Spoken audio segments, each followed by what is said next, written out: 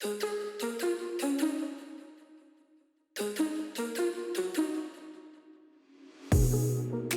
guys, this is Sean from nursedose.org, and I wanted to continue our hemodynamic review with this next value that I think is really undervalued, along with some other ones that we're going to be talking about in future episodes. But this value is SVR, or Systemic Vascular Resistance. This is something that we use a lot in our post-surgery patients to see what we should do with them. I think a lot of people could use it with other things as well, with other types of patients, and that's why we're going to kind of talk about today. So what is systemic vascular resistance? It's basically the resistance to blood flow from the systemic vasculature. And the reason that we put that systemic vasculature in there is because there's also something known as PVR, which is your pulmonic vascular resistance. And that's the resistance of blood flow basically in the lungs. So there's a whole different dynamic with that, and a whole different set of numbers that we go by with that, and a whole nother set of drugs that we use to affect that as well. So back to SVR, it can basically be the same. It's interchanged with afterload in many ways, even though there is a big difference between the specifics in afterload and the specifics in systemic vascular resistance. In general terms, you can combine the two terms into the same meaning. So a lot of people will use systemic vascular resistance and afterload interchangeably. And that's fine. And it kind of gives you a whole general view of what systemic vascular resistance is, because people typically know what afterload is. That's something that you learn in nursing school. SVR isn't something you really talk about too much in nursing school. So how do we calculate SVR, and how do we get the number that we see on our machines, or how do those machines calculate SVR? So in simple terms, MAP minus CVP divided by cardiac output times 80 will give you your SVR. And it's kind of interesting to look at the components of this equation. So you have your MAP, your CVP, both pressures, divided by your cardiac output. So you're taking into account how much blood the heart is pumping with your normal pressures that you have. So you can tell if you have a high cardiac output, your SVR is going to be low, right? Because the higher the number is on the bottom, the lower the number, your final number is going to be. And likewise, if you have a high pressure, CVP or MAP, that number is going to be higher on top, giving you a lower number for your final result. So it kind of makes sense. You know, when you talk about afterload, a lot of people just think about blood pressure. So people with a higher blood pressure are going to have a higher afterload in most cases, you know, unless your cardiac output is ridiculous.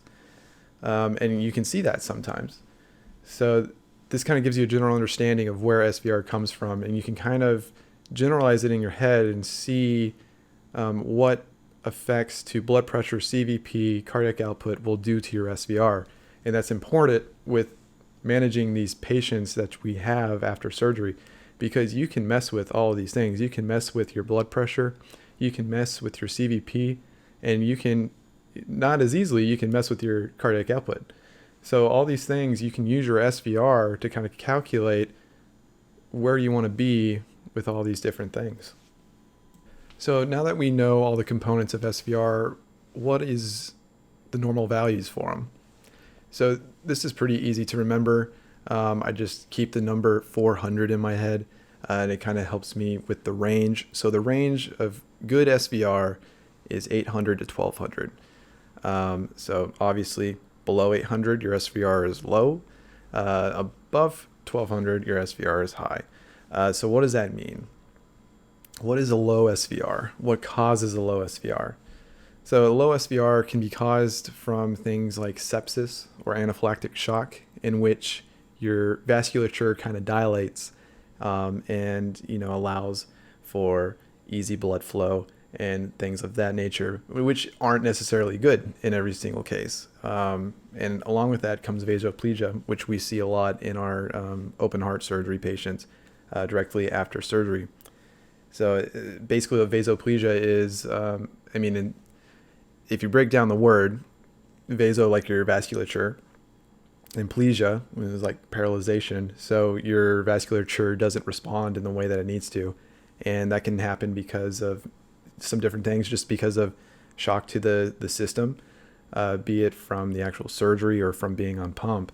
And so this is something that we look at a lot. And more often than not, when your patient comes out from a cardiac surgery, they're going to have really low SVRs. And that's why we treat them the way that we do. And we'll talk about that here in a second on how we treat low SVRs.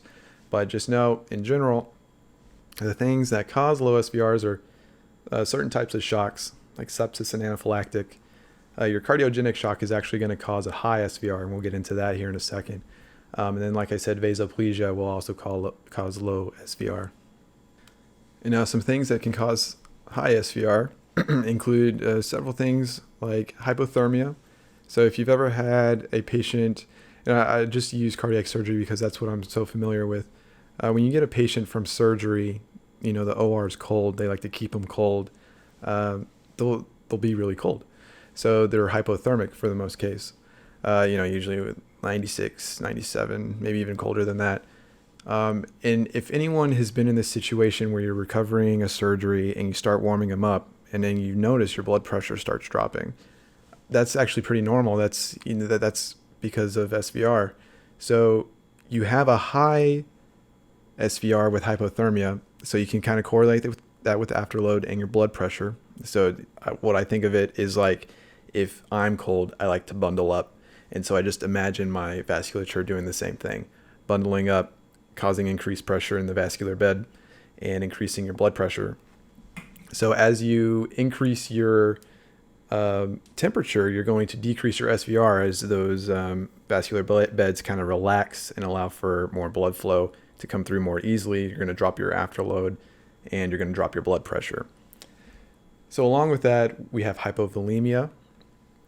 And what I think about with this is you got to think about these things in the extreme. So if you're slightly hypovolemic, you can still think of it like you're extremely hypovolemic. And what is your body going to want to do if you don't have as much, let's just say for simple terms, if you don't have as much fluid in your body? What is your body going to want to do to increase that flow of that limited fluid? You're going to squeeze it, right? So if you're squeezing that fluid, trying to get it to perfuse throughout the whole body, that's going to increase your SVR. And so you can take this, and this is one of the main benefits that I see with SVR, is you can use it as an adjunct to see what your fluid status is. You have all these other values that can tell you this, like stroke volume variation, just stroke volume in general, even your cardiac output and your cardiac index. But when I want to confirm my thoughts about what our fluid status is, I'll look at SVR, because if my stroke volume variation is high and my SVR is high as well, then I know that my patient is trying to squeeze the little bit of fluid that they have to increase the perfusion. So it's kind of like a marker that will help indicate what your fluid status is along with your other ones. So like I've said before, you can't just use one value to estimate what your fluid status is. So you have to look at the whole big picture, and that's what SVR really helps with.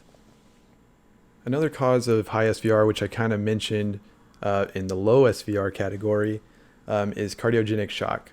So what is the cause of cardiogenic shock? It's not a shock that is caused by the vasculature like sepsis and anaphylactic shock. This shock comes from the actual heart. So the heart isn't working correctly, be it a low ejection fraction, stunning, anything like that. And so what the body tries to do, the body senses that not as much blood is coming through. And if you think about it like the hypovolemia, it kind of mimics the same thing, because your body's like, oh, I don't have as much fluid going through my vasculature, so let me squeeze. And this is really bad, because if you have a heart that can't pump very efficiently, and then you have the tubing which is the vasculature, start to contract and become more, make it harder to push the blood through, it's going to just exacerbate the situation. And that's why some of these CHF people can decompensate really quickly, or these cardiogenic shock people can decompensate really quickly. And that's why it's really important that we use machines such as the Impella or the balloon pump, which will actually, well, in the balloon pump's case, decrease your SVR. And we'll talk about that in a future episode. So you can kind of see how cardiogenic shock is different from the sepsis and anaphylactic shock, where it actually decreases the flow from the actual pump, which is the heart, causing the body to think that there's less fluid in the whole body, causing it to constrict. So you'll have a high SVR with cardiogenic shock. And then you can just kind of think about what situations would increase your blood pressure. And that many times than not will actually correlate with a high SVR. So, whenever you're stressed, you're going to have a high blood pressure. And with that, you're going to have a high SVR. So how can we play with the SVR and get it to where we want it in order to get the vital signs and the patient response that we really want? So, of course, you can use medications to alter the SVR. And I want you to kind of think, before I tell you, what medications do you think can increase SVR? Just take a second to think about it. What medications can increase your blood pressure and therefore increase your afterload and therefore increase your SVR? So if you're thinking of pressors, that's the main one. So your epi, levo, vaso, phenylephrine, and some of the other ones that are coming out now, those all increase your SVR. So when you have a patient that comes out of surgery, like I said previously, their SVR is usually going to be pretty low just because of the shock to the system. So why it's not unheard of for these patients to come out on a pressor, usually levo, maybe some epi if there's some heart stunning as well. So that you can see the SVR titrate up as you titrate up your pressors. And your pressors are going to be your main source of increasing your SVR. I can't really think of anything right now, anything else that will increase it. I mean, basically anything that increases your blood pressure is going to increase your SVR. But now, so what decreases your SVR? And this is something that a lot of people deal with, especially with hypertensive emergencies, post-surgery patients that don't have systemic shock, kind of like our kidney transplants and our liver transplants. They usually come out really hypertensive. Their SVR is usually pretty high, unless there's some abnormality that goes on during surgery. So basically your first line of defense with a high SVR is going to be your vasodilators. And this includes your nitrites like nitroglycerin and nipride, but it can also include things like hydralazine. I think every one of us has given hydralazine before. It's a arterial dilator that will significantly reduce your SVR if dosed correctly. Some other things that can decrease your SVR include your antihypertensive medications. The ones that are available as drips are usually most effective, and that includes things like nicardipine.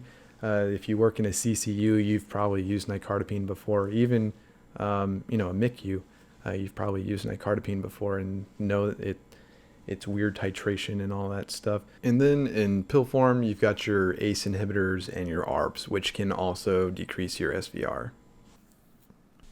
So let's imagine that you just landed a CABG patient, a coronary artery bypass graft patient.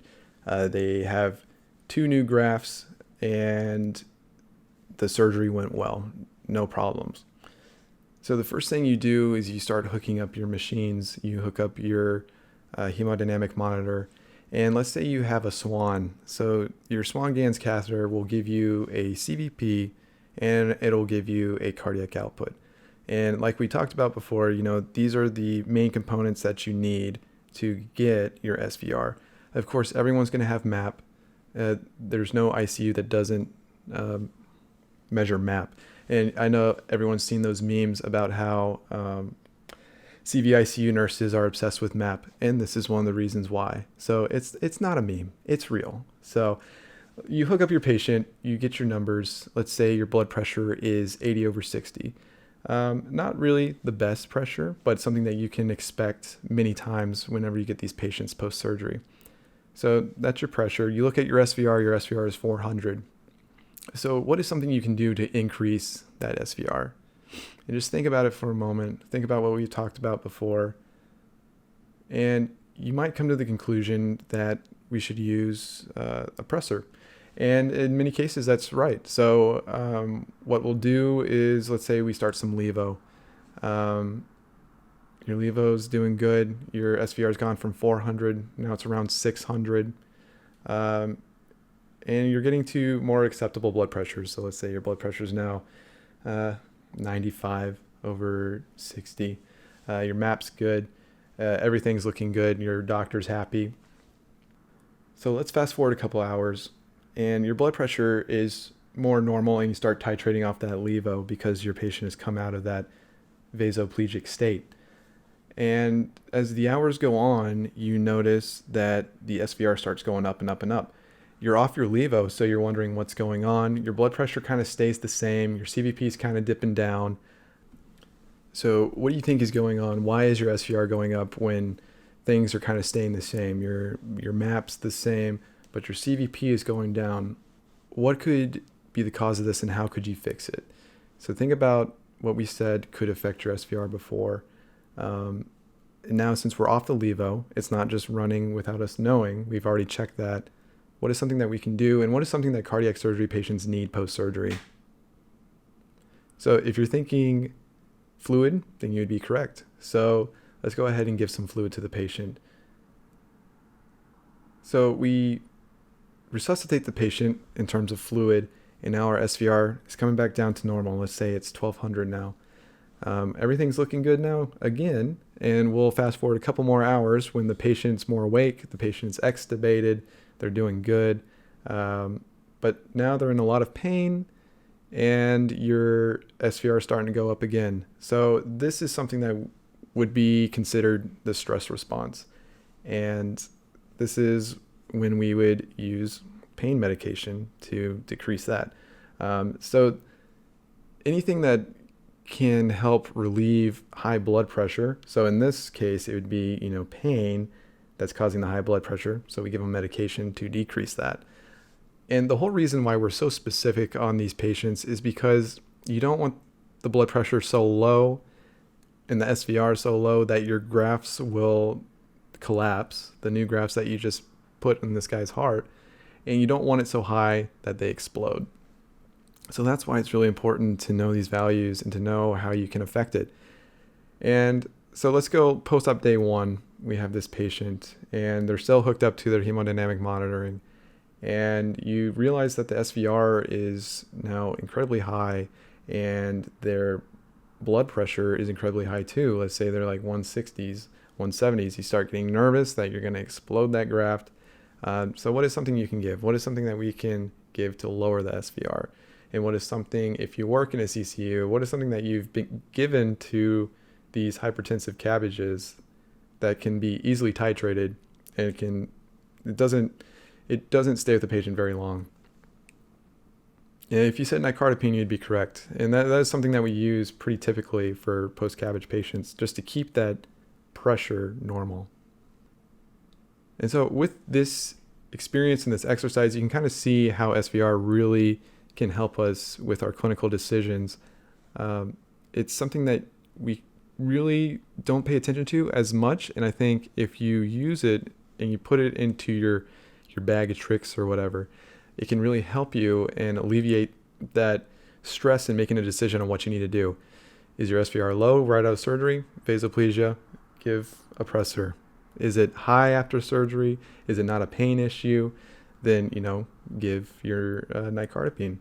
So it kind of really simplifies your management. Now, is this going to be the same for every patient? Of course not. You have to look at the whole picture. That's why I was saying you have to look at your SVV, your SV, your cardiac output, all that stuff, because you can't just make a simple decision based on one number, but you can use it as a guideline. All right, guys. Well, that's all I got for SVR today. I hope you learned something with it. I'm starting to come back with the podcast. So if you have any recommendations or anything you want to hear about, please let me know. I'm going to talk about SVO2 here in the next one. Another value that I think is really undervalued. So yeah. And if you haven't yet, please go to my website, nursedose.org, and sign up for the mailing list, because I'm going to be making some resources that you can download and keep with you that can help with your job. So basically like hemodynamic normals, all that stuff, STEMI locations. But yeah, so thanks for listening, and there will be more regular episodes now that COVID has kind of died down. And yeah, so I will talk to y'all later. Bye.